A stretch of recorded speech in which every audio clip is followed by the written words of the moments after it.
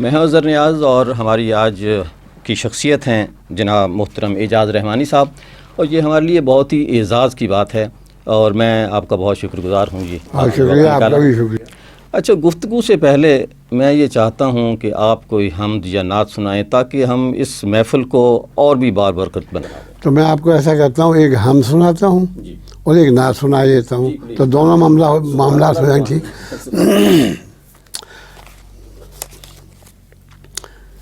شکستہ بازوؤں کو طاقت پرواز دیتا ہے.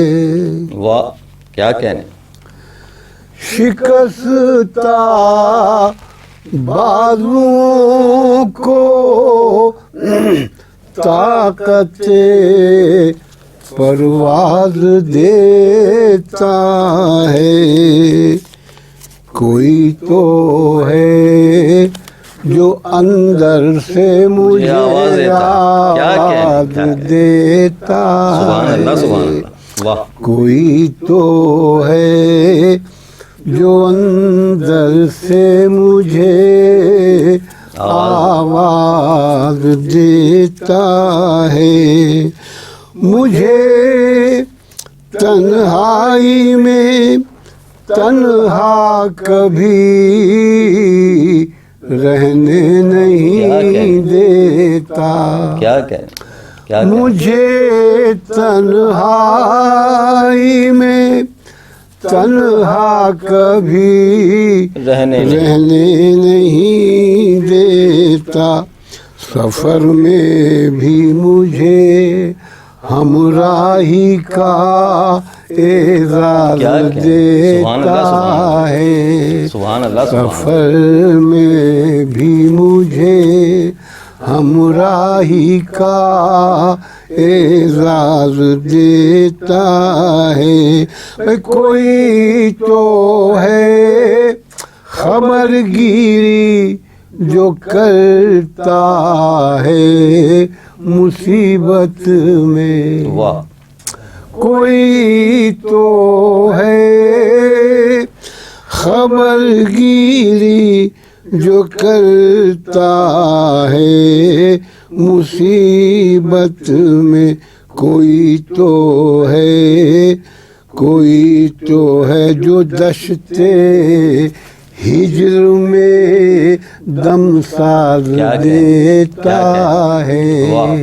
کوئی تو ہے جو دشتے ہجر میں دم ساز دیتا ہے. کوئی تو ہے ہر انسان کی طلب کرتا ہے جو پوری. کوئی تو ہے جو ہر انسان کی کرتا ہے طلب پوری. مجھے آرام کرنے کو ہری میں ناز دیتا ہے. مجھے آرام کرنے کو ہری میں ناز دیتا ہے. بھلائی کا ہر ایک لمحہ اسی کے نام کرتا ہوں. سبحان اللہ. بھلائی کا ہر ایک لمحہ اسی کے نام کرتا ہوں کہ جو قول و عمل کو منفرد انداز دیتا ہے. بہت اچھی. کہ جو قول و عمل کو منفرد انداز. خرد کی بھیک ملتی ہے اسی کے در سے انسان کو. بے شک. خرد کی بھیک ملتی ہے اسی کے در سے انسان کو، وہ جس کو چاہتا ہے زندگی ممتاز دیتا ہے، وہ جس کو چاہتا ہے زندگی ممتاز دیتا ہے،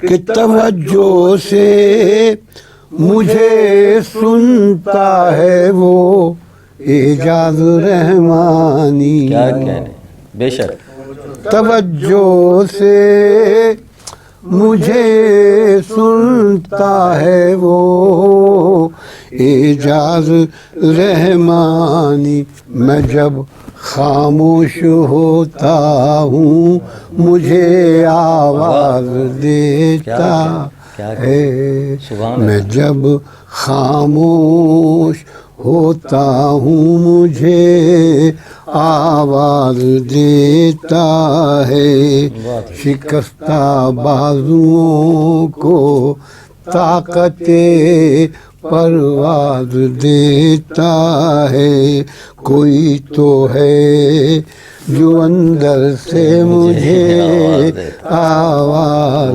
دیتا ہے۔ سبحان اللہ جی، سبحان اللہ۔ ساتھ ہی نعت بھی ہو جائے، حمد کے بعد نعت سن لیجیے کہ ناداروں کو علم کے موتی، ناداروں کو علم کے موتی آقا نے انمول دیے،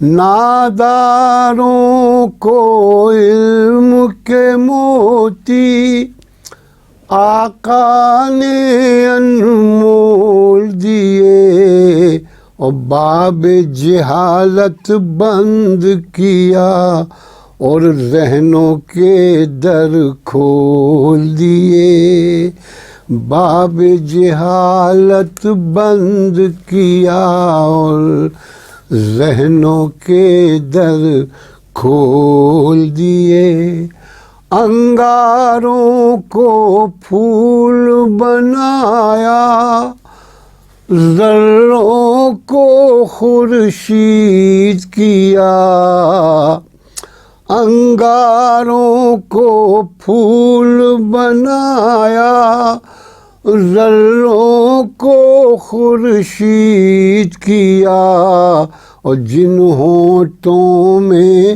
زہر بھرا تھا ان کو میٹھے بول دیے، جن ہونٹوں میں زہر بھرا تھا ان کو میٹھے بول دیے، آپ نے ایسے انسانوں کو درس دیا ہے محنت کا، آپ نے ایسے انسانوں کو درس دیا ہے محنت کا، دنیا کے لوگوں نے جن کے ہاتھوں میں کشکول دیے، دنیا کے لوگوں نے جن کے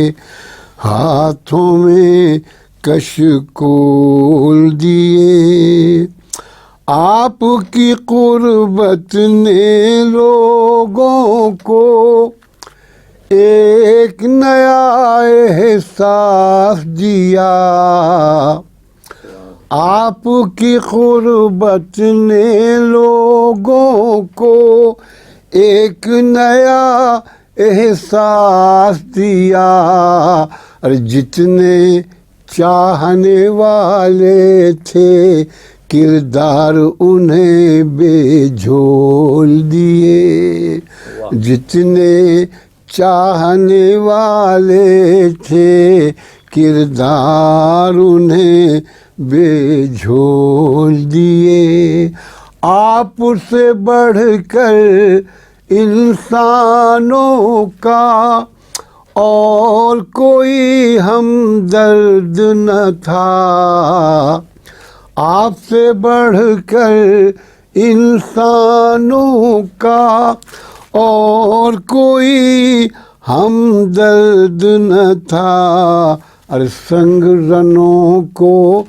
سنگ کے بدلے پیار کے موتی تول دیے، سنگ رنوں کو سنگ کے بدلے پیار کے موتی تول دیے، سنگ رنوں کو سنگ کے بدلے پیار کے موتی تول دی، مدحت کا ٹوٹا نہ تسلسل، مدحت کا ٹوٹا نہ تسلسل، گنبد سبز کے سائے میں، مدحت کا ٹوٹا نہ تسلسل، گنبد سبز کے سائے میں، ساتھ زبان نے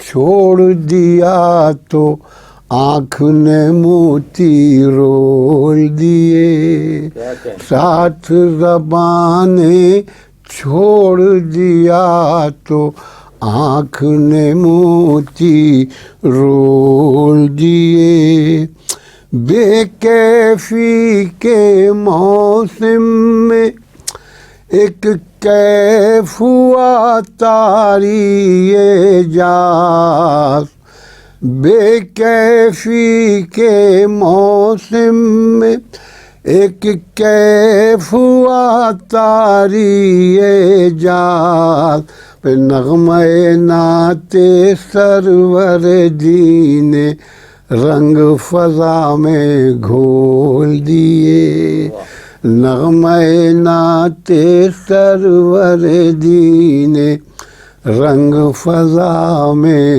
گھول دیے، ناداروں کو علم کے موتی آقا نے انمول دیے، اور باب جہالت بند کیا اور ذہنوں کے در کھول دیے۔ رحمانی صاحب، آپ کی زندگی کو اگر ذرا سا فلیش بیک میں چلیں تو آپ کی پیدائش ہے 12 فروری 1936۔ اچھا، علی گڑھ۔ جب پاکستان بنا تو کوئی آپ ہوں گے 10-12 سال کے، کچھ یاد ہے آپ کو؟ آپ کہہ سکتے ہیں کہ میں نے پاکستان بنتے دیکھا؟ یقیناً، کیوں نہیں کہہ سکتا بھئی، میں نے بنتے دیکھا، صرف بنتے دیکھا بلکہ اپنے لوگوں کو پھٹتے دیکھا، مرتے دیکھا، انہیں زخمی ہوتے دیکھا۔ ذرا سا ہم چاہتے ہیں کہ تھوڑی سی گفتگو، کچھ یاد ہے علی گڑھ آپ کا 5ویں جماعت یا کیسے تعلیم آپ کی؟ دیکھیں، ہمارے محلے میں اسلامیہ اسکول تھا پرائمری، وہ میں نے پرائمری تعلیم وہیں حاصل کی۔ کیسا تھا اسکول؟ ذرا سا اساتذہ کیسے تھے؟ بہت اچھے اساتذہ تھے، میں سمجھتا ہوں کہ آج تو اس کا تصور ہی نہیں ہے۔ یعنی عالم یہ تھا، ہیڈ ماسٹر کا نام تھا عبدالرحیم۔ اچھا جی۔ صاحب اس شخص کو پڑھانے کا جنون تھا، یعنی اسکول ہی میں ایک کمرہ تھا جس میں وہ رہتے تھے، اسکول کے اوپر ہی مکان، وہیں کھانا کھاتے تھے، وہیں رہتے تھے، زیادہ وقت ان کا وہیں گزرتا تھا۔ اور عالم یہ تھا کہ جب اسکول کی چھٹیاں ہو جاتی تھیں تو اس میں وہ بچوں کو بلاتے تھے۔ اچھا، 2 گھنٹے ضروری تھا آنا ان کے پاس، وہ پڑھاتے تھے 2 گھنٹے، وہ فری پڑھاتے تھے، کوئی اس کا معاوضہ نہیں تھا۔ یہ عالم تھا ان کی تعلیمی کے متعلق اور بچوں سے محبت کا اور علم کو پھیلانے کا۔ یہ عالم تھا کہ وہ کوئی بغیر معاوضے کے، تو جو نہیں آتا تھا پڑھائی کرتے تھے اس کی، آپ اندازہ لگائیے۔ اس کو ہم برا سمجھتے تھے اس زمانے میں، کیا چھٹیوں میں بھی بلاتے ہیں اور پھر یہ کرتے ہیں، لیکن نہیں، آج محسوس ہوتا ہے کہ وہ کتنے عظیم انسان تھے کہ چھٹیوں میں بھی اپنا وقت ہم لوگوں کو دیتے تھے اور علم کی ترسیل کا کام کرتے تھے۔ اور دوسرے اساتذہ ان کے علاوہ جو تھے؟ وہ نہیں، صرف ہیڈ ماسٹر عبدالرحیم کا یہ وتیرہ تھا، اور تو اپنے گھر چلے جاتے تھے. ہاں نہیں ویسے اوور آل ان کا بیہیویئر بچوں کے ساتھ کیا؟ نہیں وہ تو سب کا ٹھیک تھا، اس لیے کہ جب ہیڈ ماسٹر ایسا ہو تو ظاہر ہے کہ دوسرے پڑھانے والے کیسے کوتاہی کر سکتے ہیں، تو سوال ہی پیدا نہیں ہوتا.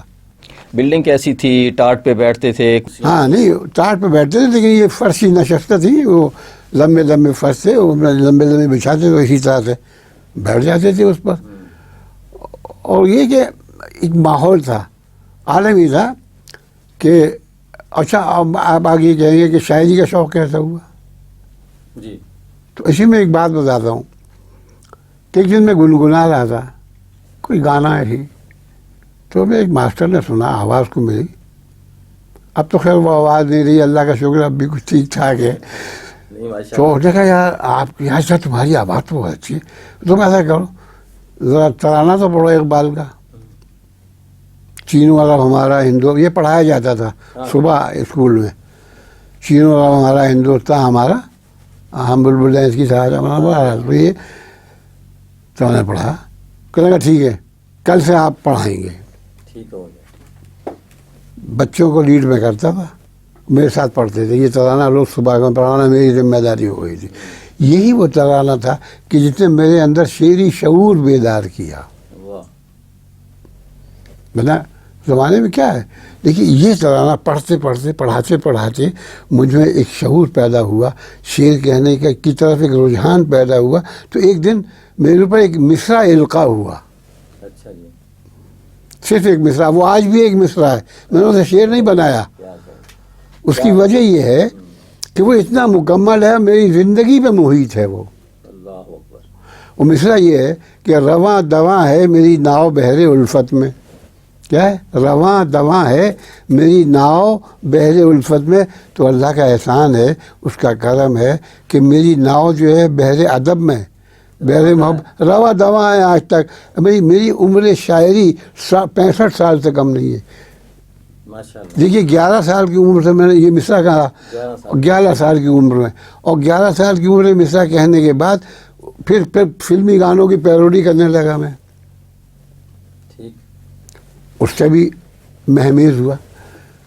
اس کے بعد جناب یہ سلسلہ چلتا رہا. تو چامک چوریوں کے اگر ہم کہتے جو کہتے ہیں نا یہ آدمی الٹا سیدھا بکتا رہتا ہے، اس کے 5-6 سال نکال بھی دیں، 5-6 سال اس کے ہم نکال دیتے ہیں تو بھی آپ دیکھیں کہ 65 سال 60 سال سے زیادہ میری عمر حیری ہے. اور میں نے اتنا کام کیا ہے کہ اس صدی میں کوئی دعویٰ نہیں کرتا، یا پچھلی صدی میں کوئی شاید اتنا کام کر کے بتا.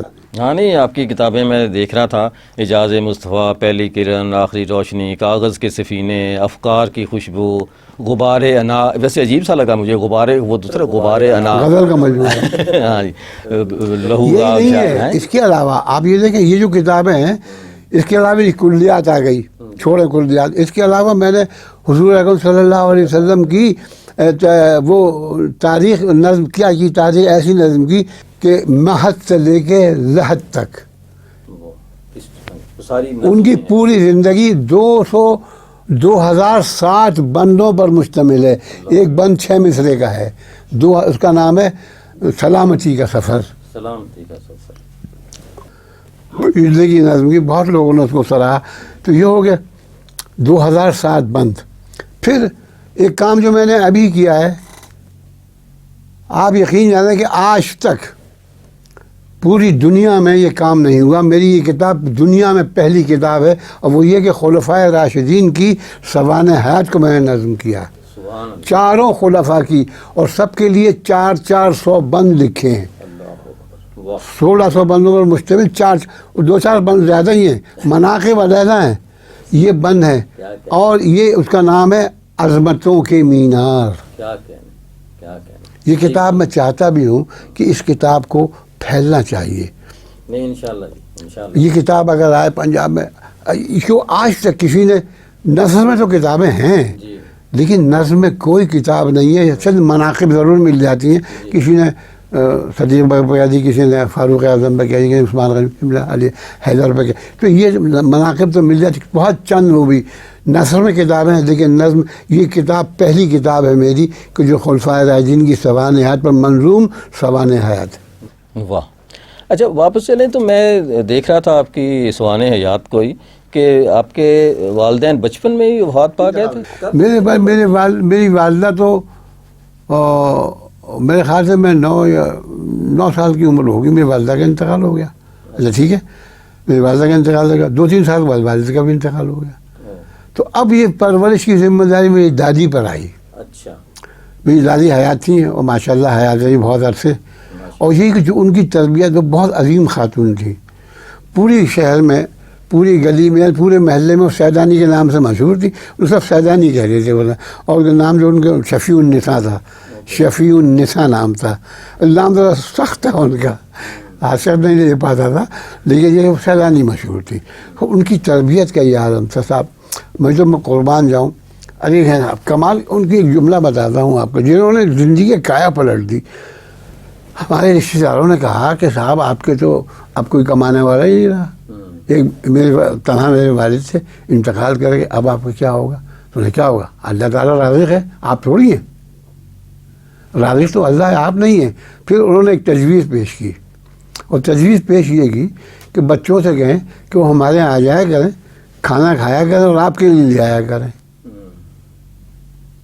اتنی ناراض ہوئی میری دادی, اور لگا تم یہ سمجھتے ہو کہ میرے بچے یتیم ہو گئے یا میں بے سہارا ہو گئی, تو انہوں نے اس قسم کی باتیں شروع کر دی.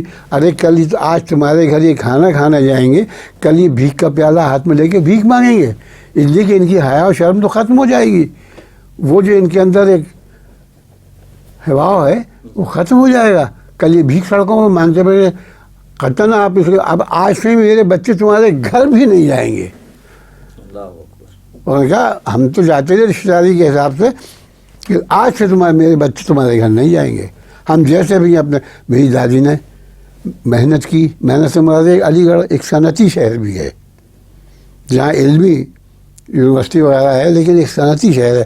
اس میں بہت سے ایسے تالے تو بنتے ہی ہیں نا, تالوں کے لیے تو مشہور ہے نا. اس کے علاوہ بہت سے کام, بہت سی چیزیں بنتی ہیں, اور تالوں کے علاوہ یہ ہتھکڑیاں ہو کیا ہو, یہ عمارتی سامان, بڑے کارخانے, اور گھروں میں خواتین کام کرنے کو لے آتی ہیں, چھوٹے موٹے کام, تو اس سے ان کا آلوغہ فراہم ہو جاتا ہے. تو میں عرض کر رہا ہوں کہ میری دادی نے کام کیا, آپ یقین جانیں وہ کام کرتی تھی اور ہمیں پڑھاتی تھی اور پالتی تھی. صبح میرا اصول یہ تھا کہ میں جاتا تھا وہاں اپنے اسکول میں دوپہر چھٹی ہو جاتی تھی. رات کو علی گڑھ میں جامع مسجد, علی گڑھ کی جامع مسجد میں مدرسہ شبینہ تھا جہاں دینی تعلیم دی جاتی تھی. ہم شام کو, رات کو وہاں پڑھنا جاتے تھے, اور وہاں پڑھتے تھے. عشاء مغرب کی اذان ہوتی تھی, نماز ہوتی تھی, کلاس لگ جاتی تھی. عشاء کی اذان ہوتی تھی, وہ چھٹی کا سگنل تھا, چھٹی ہو جاتی تھی. تو علی گڑھ کے مدرسہ شبینہ میں نے دینی تعلیم حاصل کی. اور یہ پرائمری یہاں کی, پرائمری کے بعد میں وہ اتفاق سے پاکستان بن گیا, ایک بڑا مسئلہ ہوا, اور مار کٹال لڑائیاں, یہ وہ دنیا کے دھندے, اور میں بھی چلا آیا.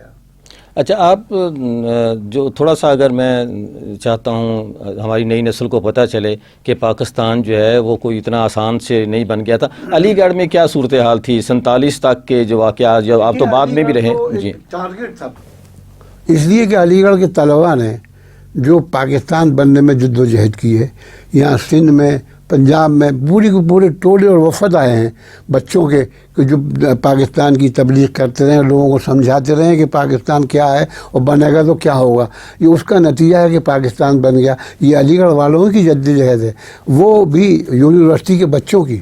جی صحیح بات ہے, لیکن وہاں کیا فساد وغیرہ؟ صحیح بات ہو, یونیورسٹی کا علاقے میں تو کبھی فساد نہیں ہوا, وہ تو میجارٹی بچوں کے, وہ تو ویسے مار. ہاں, لیکن یہ شہر میں تو میں سمجھتا ہوں 2-4 مہینے میں فساد ہونا کوئی بات ہی نہیں تھی. بازار بند ہیں. اچھا, وہ محلے کہ جو مخلوط ہیں ان میں پرابلم تھا, لیکن وہ محلے کہ جہاں مسلمانوں کی آبادی, وہاں کوئی کچھ نہیں ہوتا تھا, وہاں کوئی آ ہی نہیں سکتا تھا کوئی. وہ ایک منی پاکستان ہے, آج بھی ہے, جب بھی تھا. لیکن وہ محلے کہ جہاں مخلوط آبادی تھی ہندو اور مسلمان کی, وہاں بہت پریشانی ہوتی تھی، بدتمیزی بتایا جائے کہ کفار لا اعتبار وہ تو بہرحال مسلمانوں کے ازلی دشمن ہیں، اور یہ کہ میں اب کیا کہوں ان کے لیے، وہ کوئی ان کے سمجھ میں کوئی اچھی بات نہیں آتی، اس لیے کہ اچھائی کا تصور ان کے ہے ہی نہیں۔ میں ایک بات اور کہتا ہوں کہ مسلمان کے علاوہ کوئی قوم پاک نہیں ہے، سب ناپاک ہیں، کیونکہ پاکی کا تصور ہی نہیں ہے،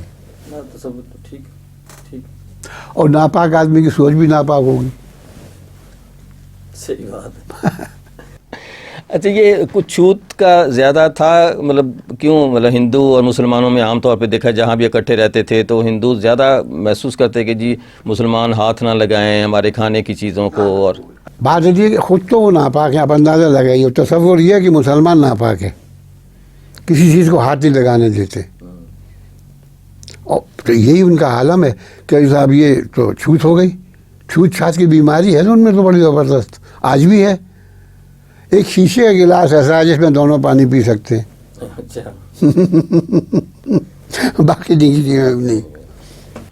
اچھا، یہ مدرسہ 1 سال تک آپ نے گزارا، اس کے بعد کوئی تعلیم جاری نہیں رکھ سکے آپ، دینی تعلیم میں چلے گئے؟ دینی تعلیم تو خیر وہاں سے جو کچھ شدبل آ گئی، اللہ کا بڑا شکر ہے، اس نے بڑا کام کیا۔ ابھی دیکھیے کہ جب یہ پاکستان بن گیا تو مجھے بڑا شوق تھا کہ پاکستان دیکھوں کیسا ہے، لوگ بڑی تعریفیں کرتے تھے، اتنا جذبہ پیدا کیا، اتنا جذبہ پیدا کیا کہ پاکستان آ گیا، تعلیمی سلسلہ ہی منقطع ہو گیا، اب یہاں کے کھانے کے لالے پڑ گئے۔ تو علی گڑھ میں یاد آ گیا مجھے، ایک بات بھول گیا، علی گڑھ میں ایک اور کام کرتا تھا، میرے ایک دادی نے میرے ایک صاحب کو پالا تھا، وہ ان کا ایک کارخانہ تھا، تو وہاں کام ہوتا تھا یہ کہتے ہیں کہ نکل پلیٹنگ کا کام، مقصد یہ کہ پانی چڑھانے کا کام، یا سونے کا پانی چڑھاتے ہیں، اس کا پڑھاتے ہیں، اس کا، تو وہ میری دادی کہتی تھی کہ ان کے کارخانے میں جاؤ تم اور کچھ دیکھا کرو، کیسے سوچا کرو، کچھ تمہیں ہنر بھی آئے گا۔ یعنی اتنی دور رس خاتون تھی، آپ اندازہ لگائیں، ہے کہتے تھے وہاں جاؤ، تو وہاں بھی چلے جاتے تھے ہم بھائی، تو وہ میں نے سیکھ لیا تھا۔ جب پاکستان میں آیا تو یہاں تو روٹیوں کے لالے پڑے بھائی، کہے کہ اپنے عزیز کے گھر میں تھا، ٹھیک ہے، وہ بیچارے سب کا کرتے تھے، تو ایک شام مجھے ولی کا مل میں لے گئے،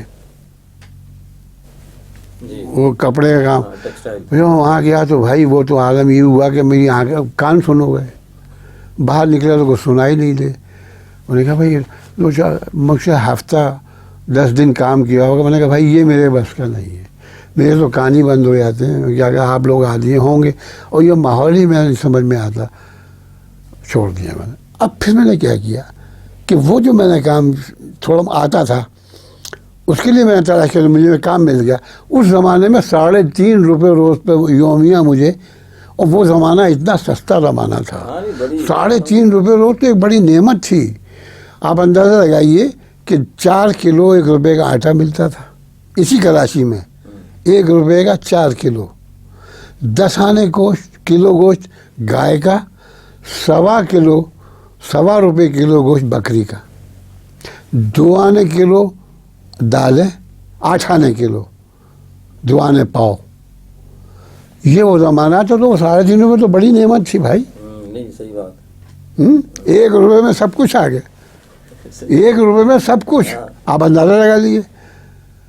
تو وہ بڑا زمانہ تھا، تو اللہ کا بڑا احسان کہ اس نے وہ کام جو میں نے کیا تھا وہ دادی کی ایما پر، آپ دیکھیے وہی کام میرے کام آیا۔ اس کے بعد پھر میں نے پاکستان ٹوبیکو میں ملازمت کری، جہاں سگریٹیں بنتی، یہ گولڈ لیف اور کلفٹن اور بڑی بڑی سگریٹ سب وہیں بنتی، لیکن اس کے باوجود کہ میں نے 25 سال سروس کی پھر میں نے وہاں، اور وہاں کبھی سگریٹ آج تک نہیں پی۔ وہاں جو بچہ جاتا تھا یا شخص جاتا تھا ملازمت کرنے، دوسرے سگریٹ پینے لگتا تھا، اس لیے ہمارے تازہ سگریٹیں ملتی تھیں، کوئی مسئلہ نہیں تھا، جتنی چائے پیو۔ لیکن اللہ کا شکر ہے کہ اس نے مجھے بچا۔ ابھی میں جب لندن میں تھا تو میرا ہارٹ اٹیک ہوا، تو ڈاکٹر نے کہا آپ سگریٹ نہیں پیتے، یہی وجہ آپ کے لیے بھلائی کی بنی ہے۔ اب میں سگریٹ تو وہاں کتنی پی لوں۔ تو اللہ کا بڑا احسان ہے کہ دادی کی گائیڈ لائن جو تھی نا، جی وہ بالکل درست راستے پہ، ایسی درست ہوئی کہ آج تک وہ میرے کام آ رہی ہے. علی گڑھ کے زمانے میں کوئی تحریک پاکستان کے لوگوں سے ملنے کا کوئی ہاں ملنے کا تو نہیں, اس وقت ہم بھی چھوٹے تھے.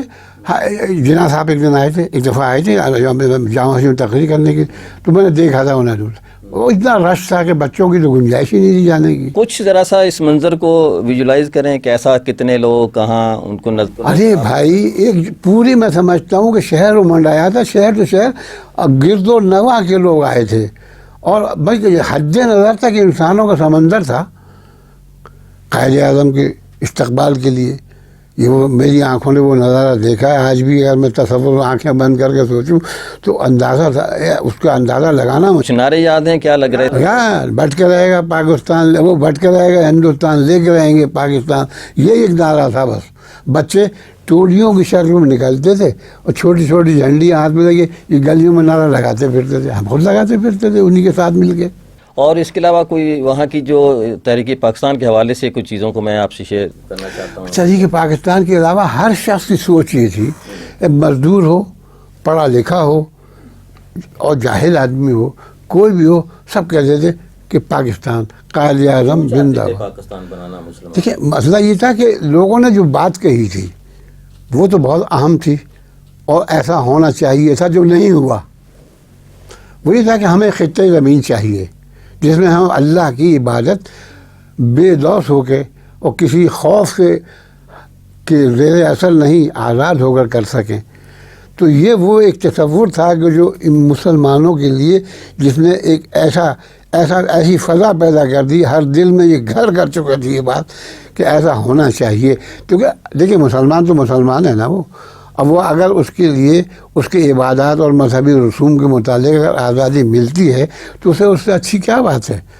لیکن ایسا ہوا نہیں, سوچا تو ایسا ہی تھا لیکن آج تک ایسا ہوا نہیں. لوگوں نے بھی, اور جو لوگ تھے جیسے آپ نے کہا قائد اعظم کی سے اتنی محبت کرتے تھے, کیوں لوگ اتنا محبت کرتے تھے جب سوٹ ووٹ پہننے والا, انگریزی بولنے والا, بات سمجھ میں نہیں آ رہی. لیکن لوگ بتاتے تھے کہ قائد اعظم نے یہ کہا اور وہ اس کو بلیو کرتے تھے, تو لوگوں کے دل میں کہتے ہیں کہ بات بالکل سچی ہے. وہ شخص کے اخلاص میں کوئی کمی نہیں تھی. دراصل وہ اللہ تعالیٰ نے جو کہا نا کہ وہ جو سچی باتیں لوگ کرتے ہیں نا, ان کا اللہ تعالیٰ اہتمام کرتا ہے پھیلانے کا. اور یہی ہوا کہ قائد اعظم تو انگریزی بولتے تھے, وہ کیا جانتے تھے اردو, لیکن ان کی باتیں سب لوگوں تک پہنچی. جو لوگ کہتے تھے کہ بات بالکل ٹھیک ہے, لوگ تو یعنی جان دینے کو تیار تھے. کوئی ایسا جذبہ تھا کہ اگر وہ کہتے کہ مر جائے تو مر جائے. تو یہ ان کی ایک صداقت کا, یعنی قائد اعظم کی صداقت کا اور ان کے اندر کے جذبے کا ایک اظہار تھا کہ جو لوگوں میں بے لوث طریقے سے پھیلا ہوا تھا. اور ہر شخص کہتا تھا, قائد اعظم کا لقب دے دیا, حالانکہ قائد اعظم سوائے رسول اکرم صلی اللہ علیہ وسلم کے کوئی نہیں ہے. لیکن ایسا نعرہ قائد اعظم کا لقب دیا گیا کہ وہ ایسا چسپاں ہوا کہ قائد اعظم ہی ہو گئے. پاکستان آپ نے کوئی 50s میں قریب آئے پاکستان آپ کوئی 50s کے قریب آئے, 54 میں آپ. کیوں, کیا سوچ کے آئے پاکستان؟ لوگ کس رستے سے آئے ہیں, کس رستے سے؟ کھوکھرا پار کے راستے سے. کیا آسانی سے آ جاتا تھا؟ ہاں وہ اس زمانے پہ میرے بعد وہ بند ہو گیا تھا, میں تو آ گیا تھا. مقصد یہ کہ جودھ پور سے گاڑی, کیا روٹ اختیار کیا؟ یہ دہلی سے گاڑی آتی تھی تھرو یہاں منابع, اور یہ کیا کہتے ہیں وہ ہے نا باڈر جو ہے نا, کیا ہے سندھ میں, اب نام اس کا ذہن میں نہیں کا تھر کے. ہاں تو یہاں ہوتا یہ تھا کہ آتے تھے لوگ, تو کیمپ بنا ہوا تھا, آتے تھے اور اس میں گلے میں تختی ڈالی جاتی تھی ایک, اور اس پہ نام نمبر لکھا جاتا تھا اور اس کے فوٹو بنایا جاتا تھا. اور اس کے بعد وہاں سے کوئی ویزا لینا پڑتا تھا کیا؟ کوئی ویزا نہیں, وہ اس کا کوئی ویزا نہیں تھا, عام تھا. بھائی اتنا تھا کہ آپ کے گلے میں ایک تختی ڈال کر اس پر نمبر اور نام لکھ کر فوٹو بنا لیتے تھے اور گھر میں جائیے. جب آپ پہنچے پاکستان تو میرپور خاص میں آیا سب سے پہلے. میرپور خاص میں میرے خالو رہتے تھے. وہ جو کچھ جذبات آپ کے تھے کہ میں پاکستان جا رہا ہوں, اور بڑے پتہ نہیں کیا یہ جذبات تھے کہ بھائی وہاں اتنی جو تھے کہ آزادی ہے. لوگ یہ کیا بتاتے تھے, بھائی وہاں تو یہ عالم ہے کہ لوگ دکانیں کھلی چھوڑ جاتے ہیں اور نماز کو چلے جاتے ہیں, کوئی چوری نہیں کرتا. تو اس قسم کی باتیں ایسی عام تھی کہ دل میں چاہتا تھا یار ایسی جگہ تو جانا چاہیے. تو میں آ گیا. خیر آ گیا, اپنے خالو کے یہاں ٹھہرا. قمر جلالی صاحب کی بات کر رہے ہیں. ہاں میں یاد کر رہا تھا تو انہوں نے کہا کہ بھائی آپ جائیں, میں نے ان سے کہہ دیا ہے کہ میں اعجاز کو بھیجوں گا, آپ کو اس کی اصلاح کریں. انہوں نے کہا میرے بس کا نہیں ہے, انہوں نے اعتراف کر لیا. خیر کچھ نہیں, میں گیا, بیٹھے رہتے, السلام علیکم وعلیکم السلام. میں نے کہا مجھے فضا صاحب نے بھیجا ہے. کہتے اچھا مجھے معلوم. انہوں نے کہا تو بیٹھو کہ سناؤ شعر. میں نے کوئی شعر سنائے. کہنے لگا ٹھیک ہے. ایک آدھ انہوں نے مثال لفظ بدلا. کہنے لگا ٹھیک ہے آ جایا کرو, میں اصلاح کر لوں گا. اور ہاں وہ سلسلہ شروع ہو گیا, شاعری کا اصلاح کا سلسلہ شروع ہو گیا. ان کے پاس بہت لوگ آتے تھے. اچھا. قمر جلالی گو کہ وہ بوریہ نشین آدمی تھے, لیکن ان کے پاس زید بخاری ریڈیو پاک جنرل بیٹھے رہتے تھے. آپ یہ دیکھیں کہ ایک مرتبہ وہ کیا نام ہے خواجہ ناظم الدین گورنر جنرل وہ آ گئے. جب جانے لگے تو ایک جملہ کہا انہوں نے کہ صاحب آئندہ آپ میرے پاس نہ آئیں. اچھا. ہے کہ مجھ سے کوئی گستاخی ہو گئی. کہ گستاخی نہیں ہو گئی, آپ چلے جائیں گے, سینکڑوں درخواستیں لے کے میرے پاس آ جائیں گے لوگ, میں کس کی سفارش کرتا پھروں گا. صحیح بات ہے. اب نہیں آئیے اور آپ کام کریں گے نہیں. وہ کرنے لگا ہوا, کبھی منع کر دیا. دیکھیں زید بخاری, بڑی بات ہے. اب زید بخاری عظیم الدان مشاعرے ہوتے تھے پاکستان کراچی میں, اور ہندوستان سے جگر صاحب کی صدارت میں مشاعرہ تھا. استاد سے کہا کہ دعوت دی استاد کو کہ آپ بھی آئیں. زید بخاری آئے کہ چلیں استاد مشاعرہ ہے, چلتے ہیں. استاد نے کہا ان سے کوئی ان کی جو وہ تھی تنظیم, اس سے کچھ بات گڑبڑ ہو گئی. تو استاد نے کہا میں تو نہیں جا رہا ہوں, ہندوستان سے بڑے بڑے شاعر آئے ہوئے ہیں, وہی جانا, آپ جائیں. تو آپ نہیں جا رہے؟ نہیں جا رہے. انہوں نے کوٹ اتارا, پلنگ پہ رکھ دیا کہ میں بھی نہیں جا رہا. اچھا. اٹھے کہ یار کوئی ریڈیو پاکستان کے ڈائریکٹر ہونے کی دھونس دیتا ہے, کوئی دیتا ہے, اپنی چادر اٹھائے چلو. چلے گئے. 3 شعر پڑھے انہوں نے, مشاعرے کو بالکل تباہ کر دیا. جگر صاحب کی صدارت تھی, جگر صاحب کو پڑھنا تھا, یعنی ان کی شعلۂ ٹور میں غزل چھپی ہوئی تھی, اور مصرع ان کا تھا. مصرع یہ تھا کہ ادھر بلبل کا دم ٹوٹا, ادھر فصل بہار آئی. یہ جگر صاحب کا مصرع. اس پہ انہوں نے 3 شعر پڑھے, انہوں نے ترشول مار دیا. تیسرے شعر پر پورا مجمع کھڑا ہوا تھا, اور سوائے اس کے کہ داد کے علاوہ وہ اٹھے اسٹیج سے, وہ گھر چلے گئے. اور میں وہ 3 شعر سنا دوں آپ کو. جی پلیز. واہ سبحان اللہ. بڑی تاریخی بات ہے. انہوں نے کہا کہ ہمارے دیکھیں جو 3 شعر انہوں نے اس وقت کہے ہیں, سن 55-56 کی بات میں کر رہا ہوں, اور آج بھی وہی کیفیت ہے. کہتے ہیں کہ ہمارے کارواں کو پیش ایسی رہگزار آئی, ہمارے کارواں کو پیش ایسی رہگزار آئی, نہ رہبر سازگار آیا نہ منزل سازگار آئی. نہ رہبر سازگار آیا نہ منزل سازگار آئی, کہ نشیمن چھوڑنا منظور لیکن یہ نہیں ممکن. نشیمن چھوڑنا منظور لیکن یہ نہیں ممکن, خزاں کا دور دیکھوں اور یہ کہہ دوں بہار آئی. اور تیسرا شعر جو پڑھا ہے, پورے مشاعرے کھڑے ہوتے لوگ. انہوں نے کہا کہ بس اب ناخدا طوفان میں مجھ کو ڈوب جانے دے. بند کرو بھائی جان. بس اب ناخدا, دوبارہ سے تیسرا شعر. ہاں تیسرا شعر پڑھ رہا ہوں. تیسرا شعر کہتے ہیں کہ بس اب ناخدا طوفان میں مجھ کو ڈوب جانے دے. اب یہ بھی کوئی بات نہیں کہ طوفان میں ڈوب جانے دے. آپ یہ تو ساحل کی بات کرتا ہے, لیکن کیا بات کہی دوسرے مصرعے میں بات کم, قیامت کی بات. اور آج بھی وہ بات صادق ہے. کہتے ہیں کہ بس اب ناخدا طوفان میں مجھ کو ڈوب جانے دے, ارے وہ روتے ہیں جنہیں کشتی کنارے پر اتار آئی. وہ آج تک رو رہے ہیں, دیکھ لیں آپ. وہ روتے ہیں جنہیں کشتی کنارے پر اتار. بھائی یہ شعر پڑا, دعائیں پٹی ہوئی تھی مشاعرے میں, اٹھائی انہوں نے چادر اپنی, اسٹیج پہ گھر چلے گئے. بڑے شاعر تھے, بہت بڑے شاعر تھے صاحب. ان کا کمال یہ تھا بیک وقت وہ 10 آدمیوں کی اصلاح کر دیتے تھے. اسکول کھولا ہوا تھا بھائی. وہ اسکول نہیں کھلا تھا، اس قدر ان کو عبور حاصل تھا زبان و بیان پر، اتنا عبور حاصل تھا کہ ان کے لیے شعر کہنا کوئی مسئلہ ہی نہیں تھا. ایک اور واقعہ سنا دیتا ہوں صاحب. وہ میں بیٹھا، ہم لوگ جب طرحی مشاعرے میں جاتے تھے تو اصلاح کے لیے ان کے پاس جاتے تھے. اصلاح کے لیے ہم گئے تو اور بھی شاگرد بیٹھے ہوئے تھے. ایک صاحب تھے عروج بجنوری، وہ شاعر نہیں، شعر نہیں کہتے تھے، استاد کے شاگرد تھے. وہ سادے کاغذ پہ اصلاح لیتے تھے. وہ مقصد یہ شعر کے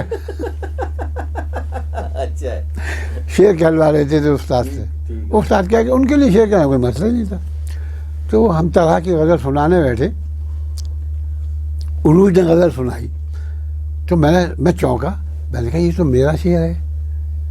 تو میں نے کہا ممکن ہے لڑ جاتا، طرح میں یہ ہوتا ہے کہ ایک دوسرے کے خیالات ٹکرا جاتے ہیں. دوسرا شعر پڑھا، پھر چونکا. میں نے کہا جب میں نے جیب میں ہاتھ ڈالا تو پرچہ غائب. اچھا. وہ پرچہ انہوں نے لے کے غزل سنانا شروع کر دی. خیر انہوں نے سنا دی، میں خاموش رہا، کچھ کہا نہیں. جب وہ ختم ہو گئی میں بولے میاں تم سناؤ کیا شعر کہیں. میں نے کہا تھا میں نے کہے ہی نہیں. اب میں کیا کہتا؟ میں نے کہا میں نے کہے ہی نہیں.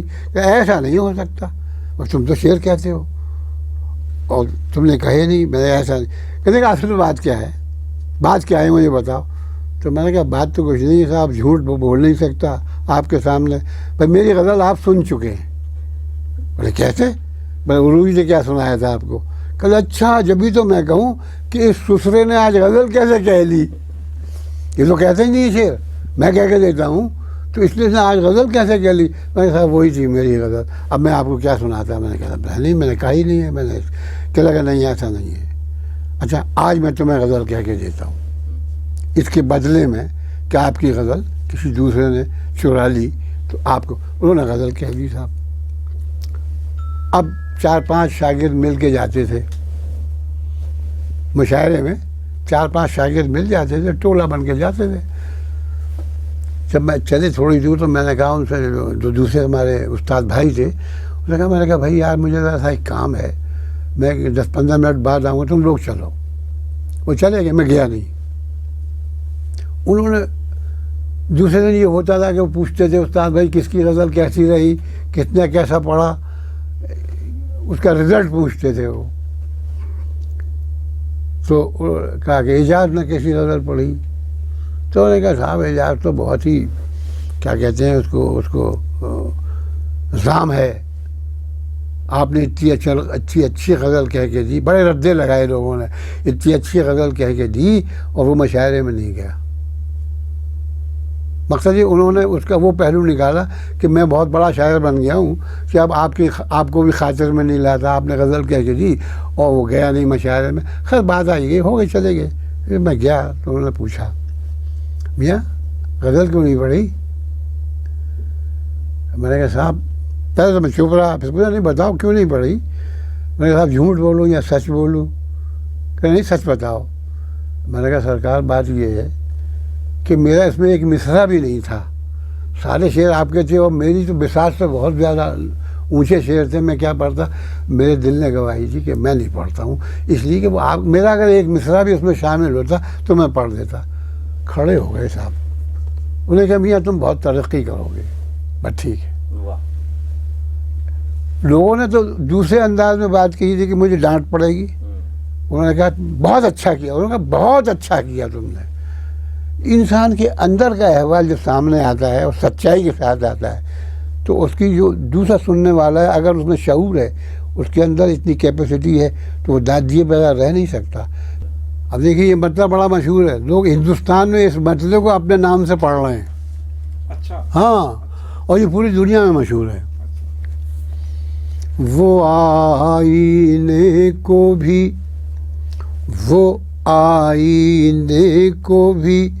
حیرت میں ڈال دیتا ہے. وہ آئینے کو بھی حیرت میں ڈال دیتا ہے. بھئی کسی کو خدا یہ کمال دیتا ہے، کسی کسی کو خدا یہ کمال دیتا ہے. عجیب شخص ہے ملتا ہے کچھ نہیں کہتا. عجیب شخص ہے ملتا ہے کچھ نہیں کہتا. جواب سب کو مگر حسب حال دیتا ہے. جواب سب کو مگر حسب حال دیتا ہے. جنون شوق کے ہوتے ہیں مختلف انداز. جنون شوق کے ہوتے ہیں مختلف انداز. کسی کو ہجر کسی کو وصال دیتا ہے. کسی کو ہجر کسی کو وصال دیتا ہے. اور برائے نام بھی جس کو وفا نہیں آتی.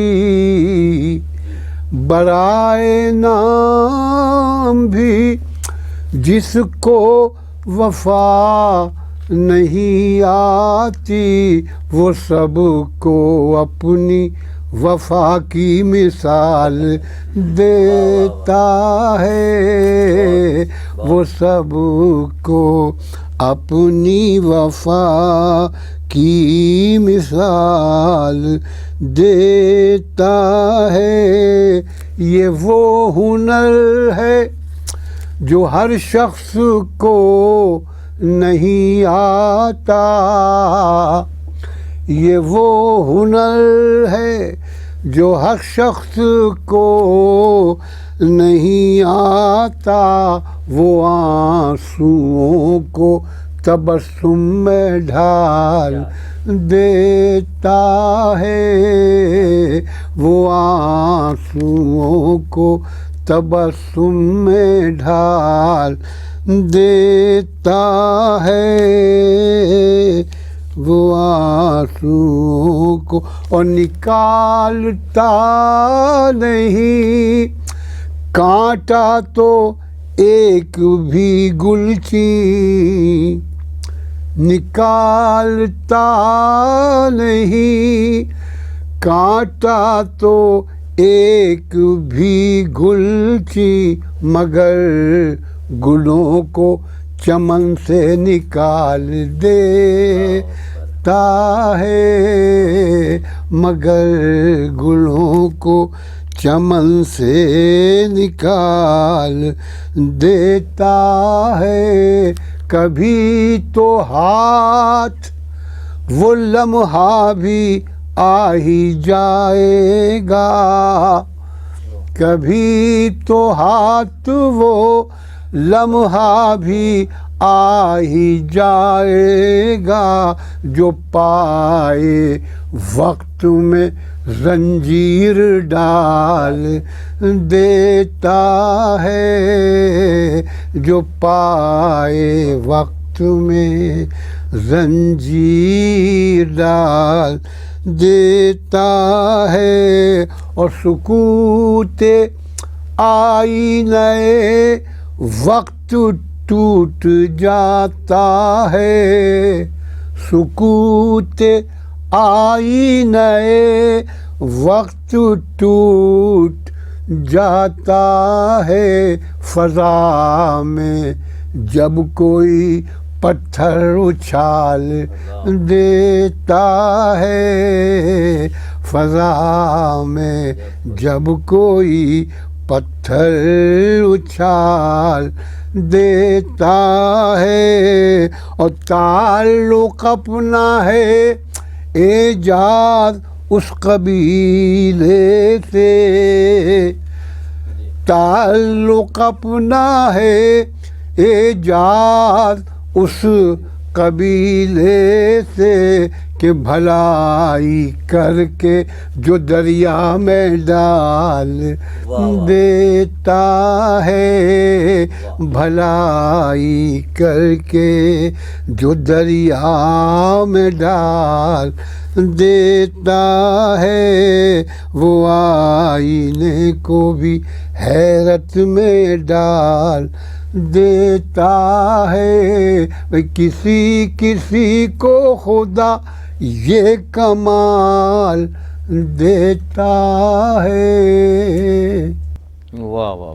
अच्छा, कमर जलालवी साहब का आपने बड़ा तफसीली जिक्र किया। उस दौर में जैसे जिगर की भी बात हुई, और जो दूसरे शोरा बड़े गुरु उस्ताद जो थे, उनके हवाले से कोई? ये उस्ताद तो यही थे कमर जलालवी, उनके लक़ब के नाम के साथ उस्ताद मशहूर है, बगैर उसके कोई वो नाम ही नहीं लेता। अब बहुत अच्छे शायर थे, ये तो नहीं कि नहीं थे, फैज़ भी थे, फलां भी, ये जिगर भी थे, मौजूद हिंदुस्तान में भी थे, यहाँ भी थे, और बहुत से थे। तो इनके हम असरों में कोई नाम एक दो याद हैं आपको? और जो बस जिगर साहब ही हम असर से देखना उनके तो दो असर तो यही बड़े लोग, ये दो बड़े लोग असर से, और उसके बाद में उनके हम असर ऐसा कहिए कि सेकंड हमला था। हम असर उस जमाने के लोग, उस ज़माने के लोग फैज़ थे, और ये तुम्हारे क्या नाम है वो हफीज़ जालंधरी, ये सब वही थे, उस ज़माने के लोग थे। हमने देखा एक जगह हफीज़ जलंधरी बैठे हुए हैं, आप पढ़ रहे हैं, आप पढ़ रहे हैं, हफीज़ जलंधरी पीछे बैक पे कहीं बैठे हुए। हाँ, वो कराची में मुशायरा हुआ था, हमारे तामीर अदब ने किया था, और मशरक़ी पाकिस्तान की फ़ंड के लिए किया था वो, और उसमें हमने बहुत से मकानात औरंगी टाउन में बना के दिए उस फंड से लोगों को। सवाल ये था कि आप किस कि हाँ, कोई मतलब शायर और जो दीगर पसंद आपके उसमें? एक मेरी की फितरत है, हर आदमी का एक मिजाज होता है, मुझे हर अच्छा शेर पसंद है। अच्छी बात है। अच्छा चलें, हाँ ये बताइए कि आपको अच्छा सबसे अपनी शायरी में खूबसूरत शेर कौन सा लगता है? देखिए एक बात बताऊँ आपको, देखिए इंसान है, उसकी 10 औलादें हैं। अच्छा, अब 10 औलादों में सबसे प्यार है उसे, किसी से थोड़ा बहुत ज़्यादा झुकाव है? तो यही सूरत हाल है कि ये जो है हमारी शायरी, ये औलाद मानवी है। क्या है? औलाद मानवी। तो अब हम इसको इन खानों में नहीं बांट सकते कि अब ये मैंने गज़ल पढ़ी, वो आईनों को भी हैरत में डाल, मुझे पसंद, बहुत मशहूर शेर है और बहुत अजीब शेर है। यही नहीं है, बल्कि और एक शेर मैं सुनाता हूँ, मेरे तो बहुत मतलब बहुत शेर बड़े मशहूर हैं। जैसे कि मैंने बताया कि वो हुआ है हाल ये बारिश की मेहरबानी से, हुआ है हाल ये बारिश की मेहरबानी से, ज़मीं के ज़ख्म हरे हो गए हैं पानी से। है? और यारब ये तिलिस्में शब महताब न टूटे, यारब ये तिलिस्में शब महताब न टूटे, अरे मैं जाग भी जाऊं तो मेरा ख्वाब न टूटे। क्या तो ये सब पसंदीदा शेर है मेरे, और ये ऐसे नहीं मशहूर भी हैं। मैं जाग भी जाऊं तो मेरा, आप देखें अभी जदीद उसमें, अब ये तो पुराने शेर है मेरे जदीद, क्या कि वो तुझसे जो मुलाकात का पहलू निकल आए, तुझसे जो मुलाकात का पहलू निकल आए, भाई फूलों की तरह ज़ख्मों से खुशबू निकल आए, फूलों की तरह ज़ख्मों से खुशबू निकल आए। तो ये शायरी जो है ना, शेर बहुत थे मेरे, और अल्लाह का शुक्र है कि लोगों में गर्दिश करते हैं। आप जब सुनेंगे उसमें देखेंगे ना, तो आपको देखिए कैसे कैसे शेर आप सुनेंगे। बकौल अभी आपने कहा मैंने वो गज़ल पढ़ी जश्न कैफी में कतर में, सुना दूँ वो? हाँ बिल्कुल, हंसी लबों पर सया उदास, उदास, ये वाली गज़ल मैं निकालता हूँ, में से होगी तो कहीं ना कहीं। अब देखिए नातें तो अल्लाह का शुक्र पूरी दुनिया में पसंद की जाती है, और मैं वो नात कहता नहीं, मैं शिर्क के पहलू हूँ, वो नात मैं कहता ही नहीं। और यही वजह है कि अहले इल्म या वो लोग जो सही दिमाग हैं वो पसंद करते हैं। ठीक है, क्या सुनाना चाह रहे थे अभी आप? अब मैं आपको एक गज़ल सुना रहा जो इनकी फरमाइश को जश्न कैफी में पढ़ी, वो हंसी लबों पर सजाए। सुनिए साहब। हंसी लबों पे सजाए उदास रहता है,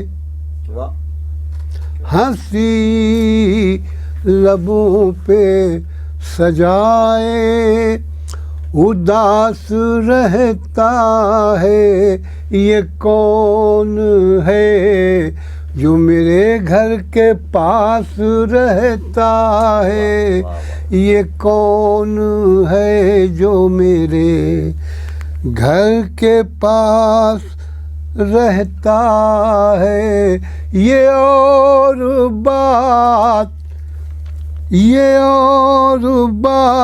کہ ملتا نہیں کوئی اس سے، یہ اور بات کہ ملتا نہیں کوئی اس سے، مگر وہ شخص سراپا سپاس رہتا ہے، مگر وہ شخص سراپا سپاس رہتا ہے، اور جہاں پہ ڈوب گیا،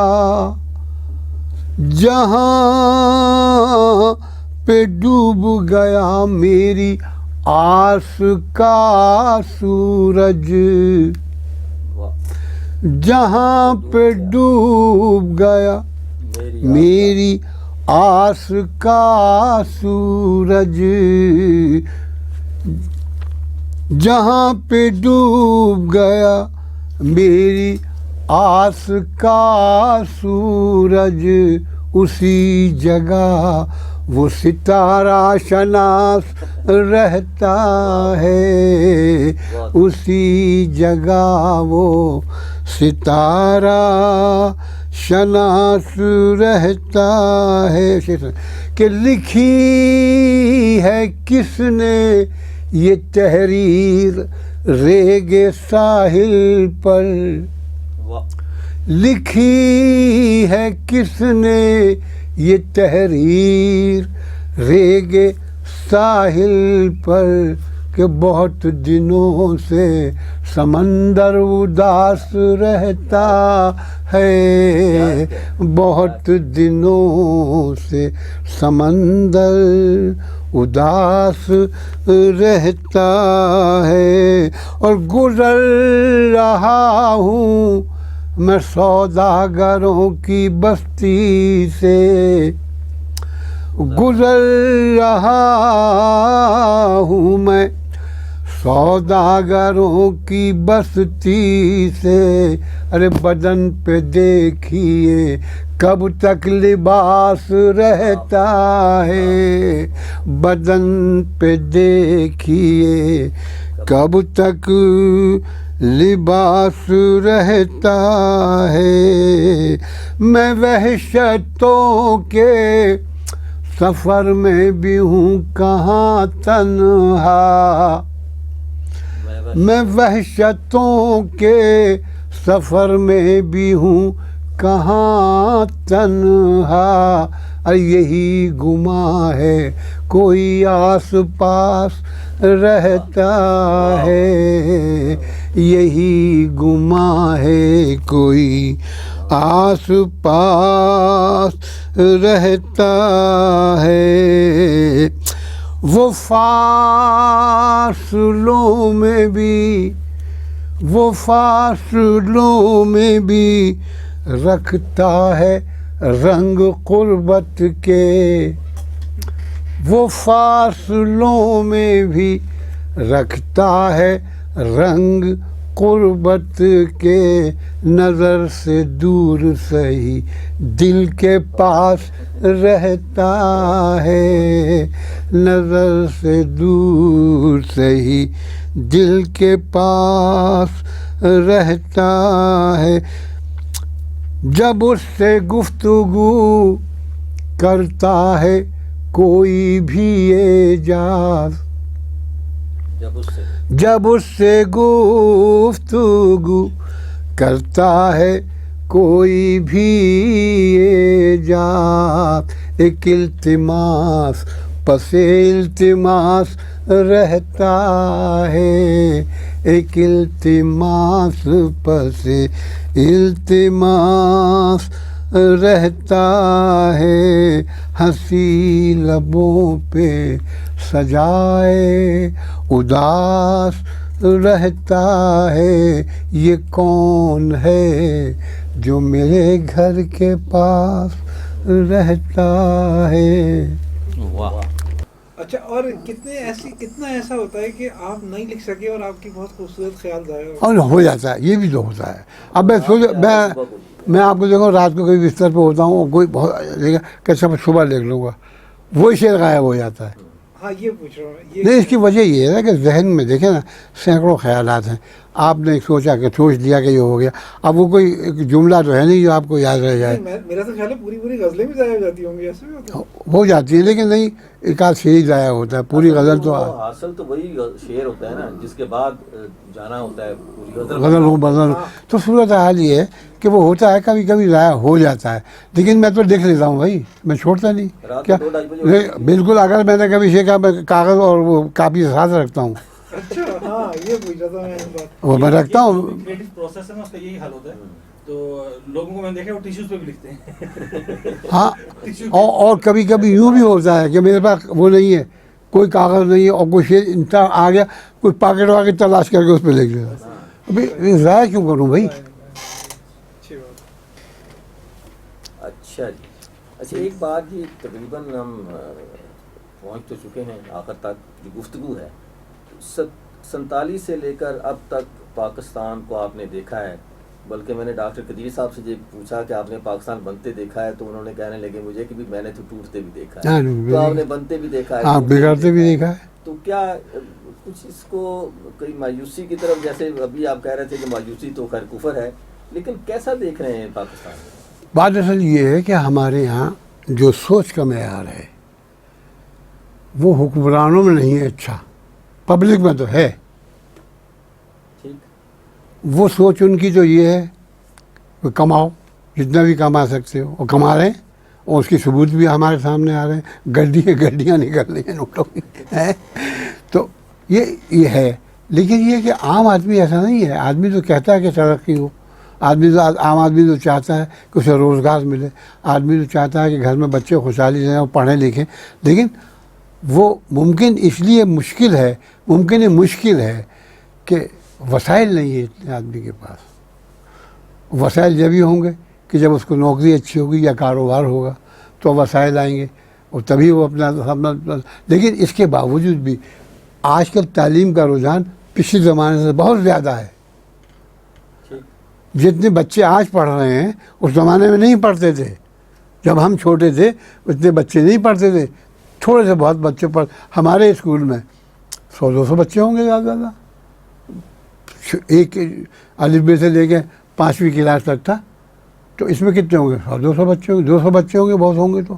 तो ऐसी बात नहीं। अब उन लोगों में भी रुझान है, ये बात लोगों के जहन में रासिख है कि इल्म हासिल करना चाहिए।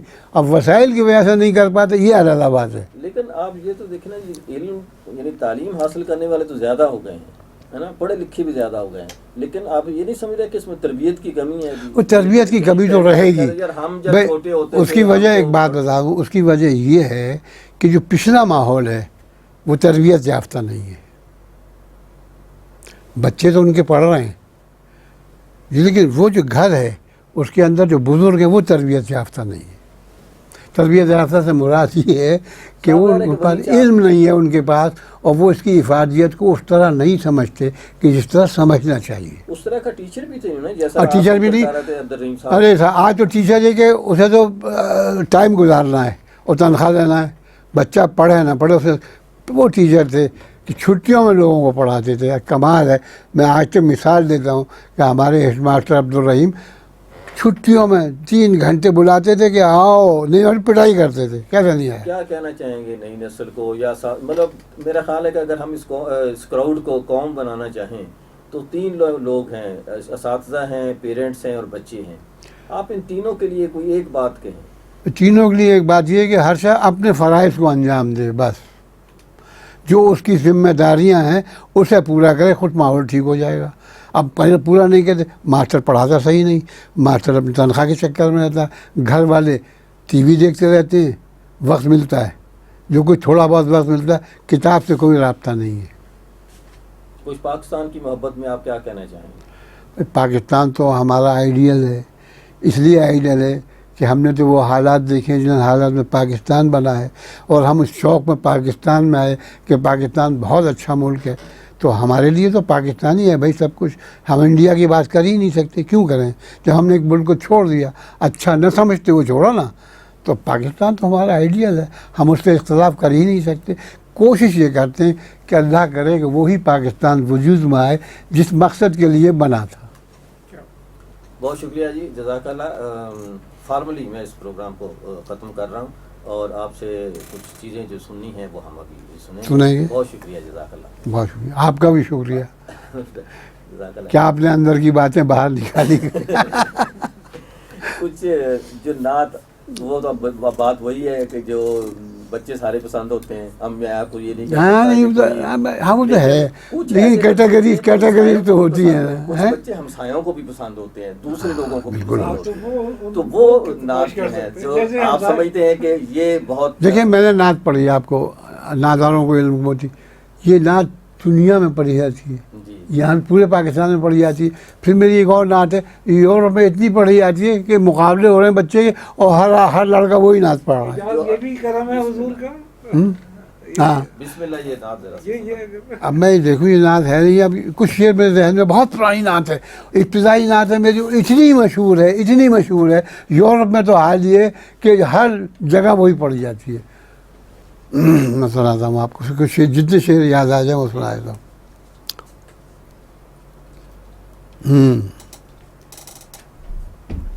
مدحت اس کی کیوں نہ کریں، وہ مدحت کا حقدار بھی ہے.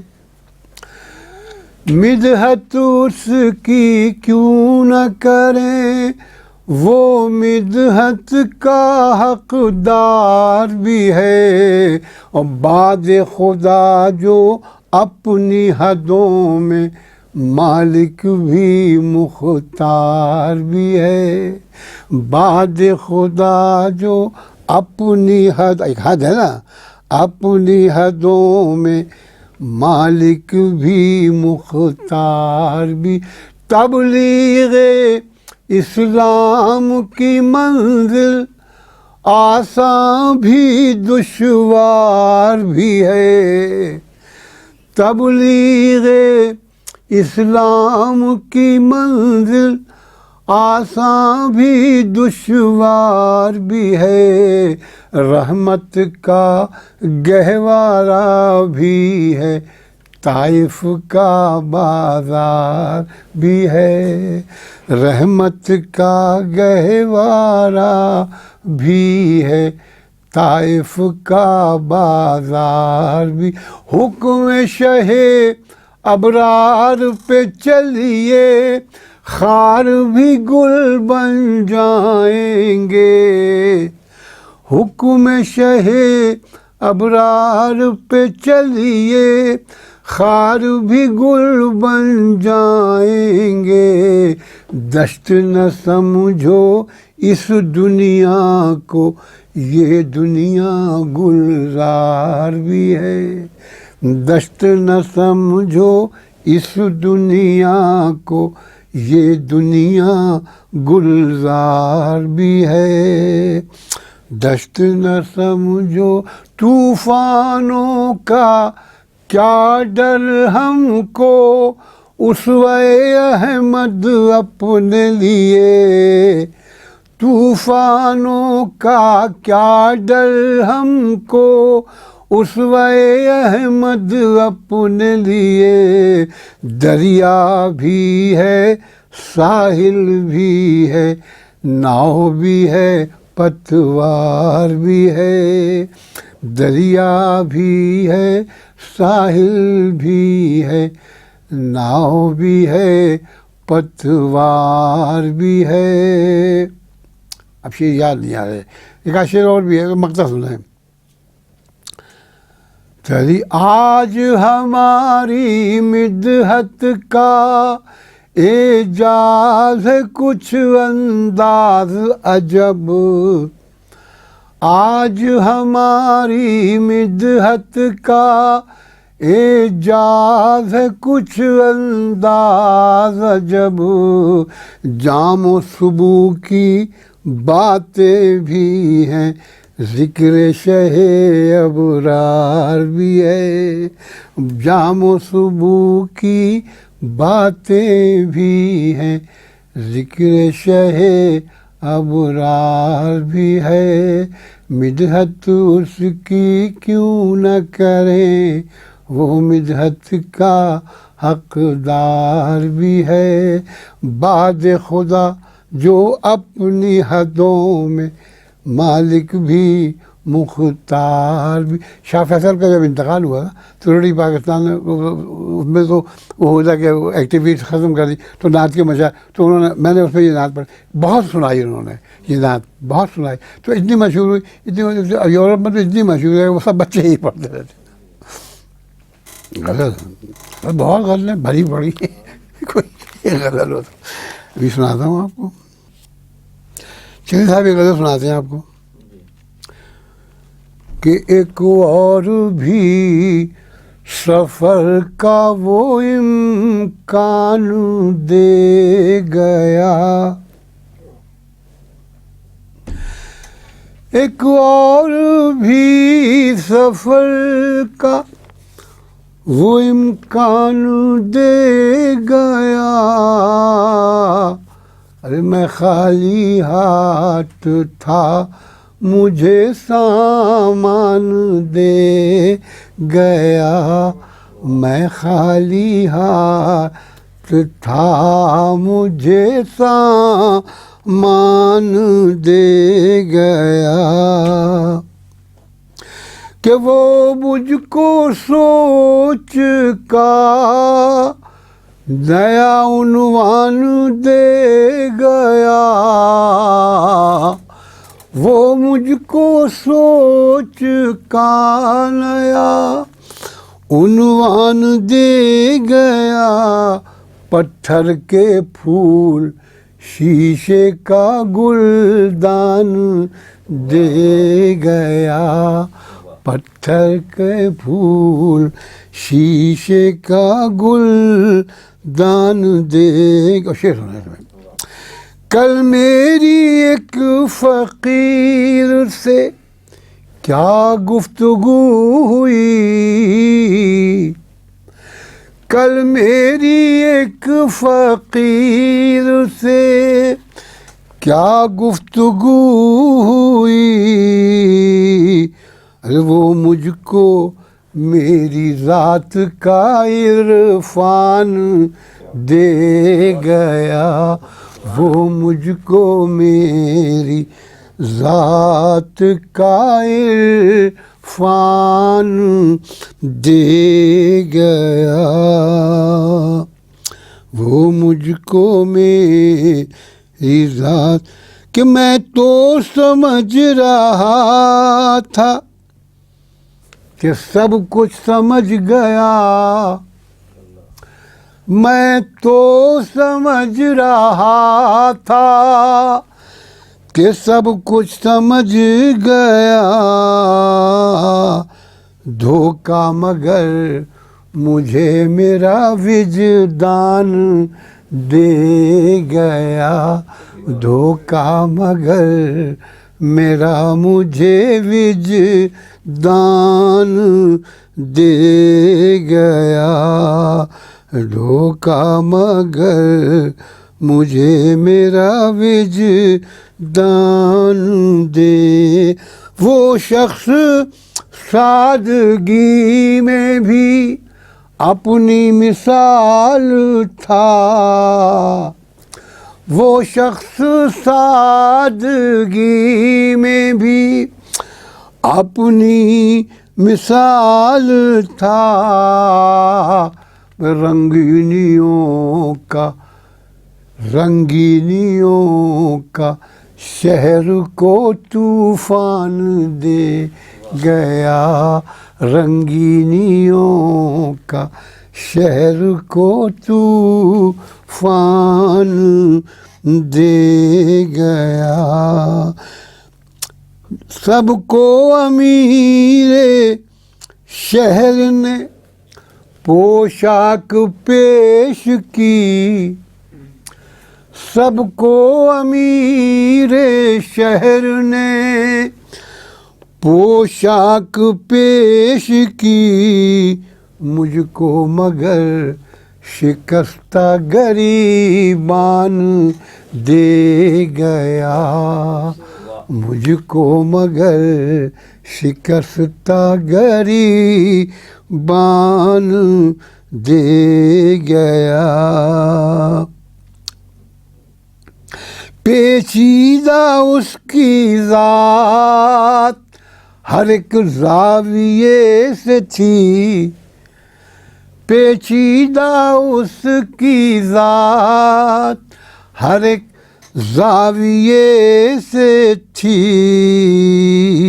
مجھ کو مگر سوال وہ آسان دے گیا، مجھ کو مگر سوال وہ آسان دے، وہ شخص دیکھنے میں شکستہ لباس تھا، وہ شخص دیکھنے میں شکستہ لباس تھا،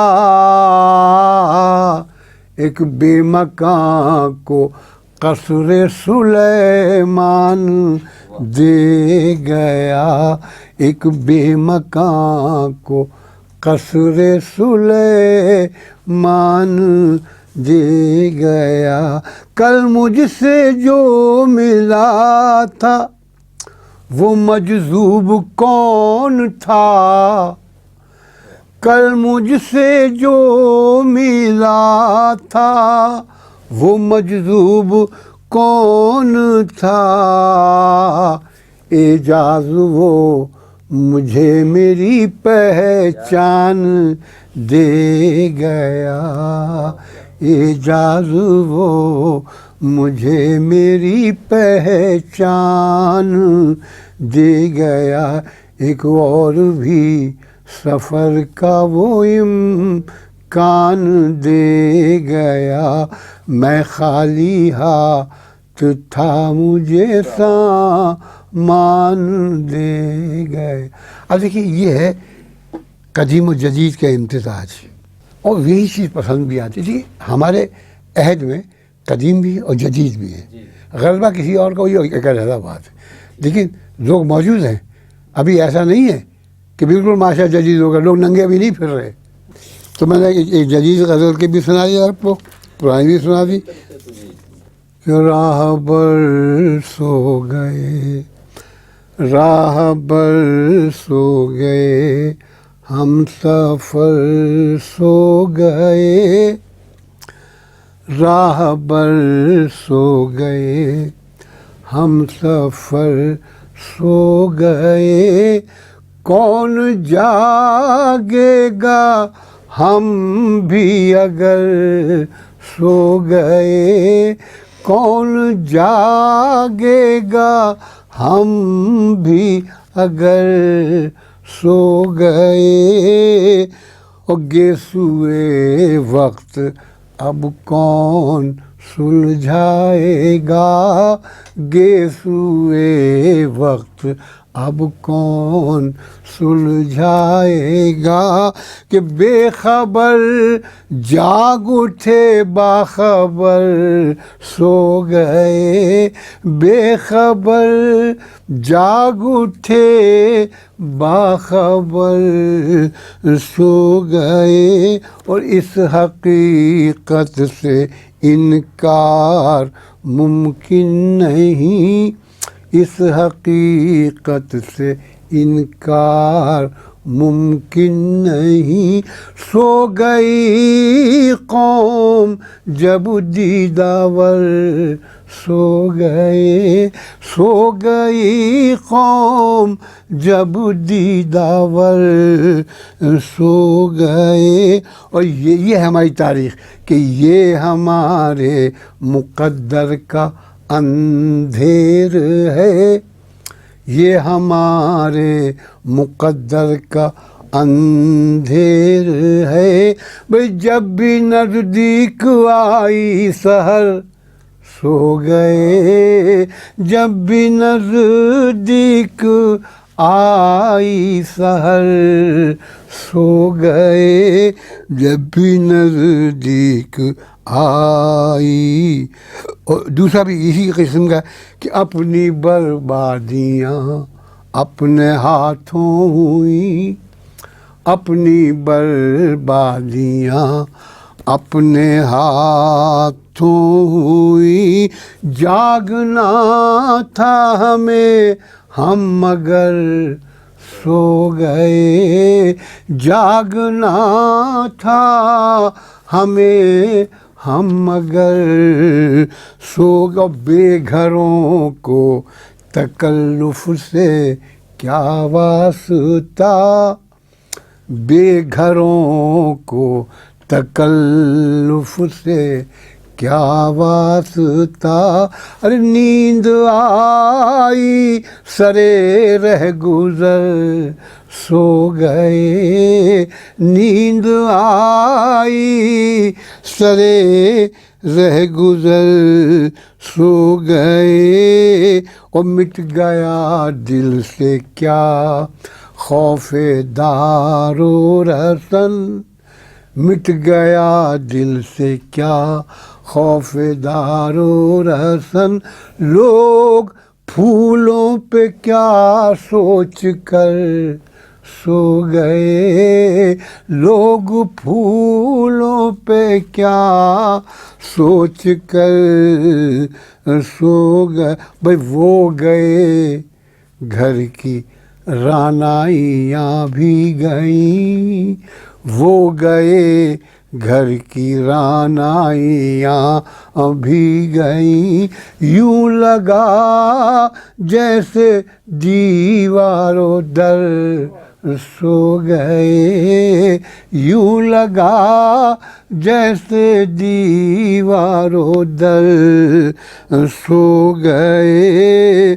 بے ہم تو اعجاز پھولوں پہ بے چین ہیں، ہم تو اعجاز پھولوں پہ بے چین ہیں. بھئی جن کو سونا تھا وہ دار پر سو گئے، جن کو سونا تھا وہ دار پر سو گئے. راہ بر سو گئے، ہم سفر سو گئے، کون جاگے گا ہم بھی اگر سو گئے. اب میری آواز کتنی ڈم ہوتی جا رہی ہے پڑھتے پڑھتے ڈم ہو گئی. ہاں کیا کہوں، پڑھ دوں.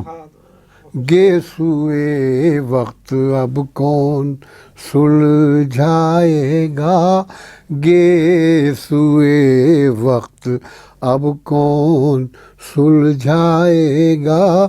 بے خبر جاگ اٹھے، باخبر بے خبر جاگ اٹھے، باخبر سو گئے، بے خبر جاگ اٹھے.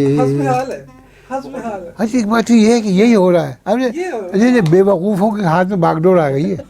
ہر ایک شاخ پہ الو بیٹھا. ہاں اچھا ہر آدمی بڑی اچھا. ہمارے یہاں بھی یعنی میں اپنے یعنی دبستان ادب کی بات بتا رہا ہوں، وہاں بھی یہی حال ہے. وہ لونڈے جو دو چار دن کے شاعر وہ استاد بنے ہوئے ہیں، آداب میں کچھ نہیں بگاڑ رہے ہیں. بھئی آپ کو جب کوئی کام کرنے نہیں آتا تو وہ کام ڈھنگ سے کریں گے نہیں، آپ جو چیز بتائیں گے وہ خراب ہوگی. تو یہ صورت حال ہے پورے وطن کی.